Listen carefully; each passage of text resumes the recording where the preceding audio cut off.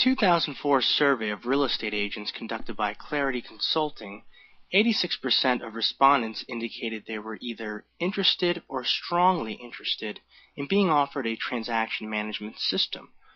Why are the numbers so high? When one looks at the documentation related to a transaction, the number of documents and page per document keeps soaring.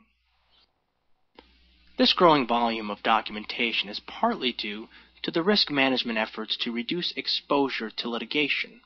Along with the importance of documentation, so has grown the need for better handling and organization of transactional documents. The age of the agent keeping a folder of transactional documentation in the back seat of their car is quickly coming to an end. Forms contain personal identifying information, also known as PII, which requires special handling with respect to privacy. In particular, about 40 states have enacted legislation around PII. There are bills on Capitol Hill at the time of creating this presentation regarding such federal legislation.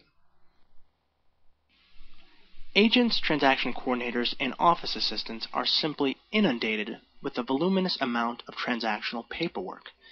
In one market, as reported by the Center for Realtor Technology, storage of transactions has become a problem since each file is anywhere from 200 to 500 pages. Imagine providing hard copies to all required parties. The amount of ink, toner handling expenses, paper, or even the time spent standing next to a printer would be excessive. Transactions have become extremely complex. Disclosures have become a series of documents, and liabilities have risen. Documentation related to the transaction, i.e., disclosures, agreements, inspections, title, escrow, homeowners association, and financing can become cumbersome, with various parties involved from the buyer, seller, respective agents, title and escrow, mortgage and lender, inspectors, and other professionals. Executing documents has become a volley of emails, faxes, and mailings.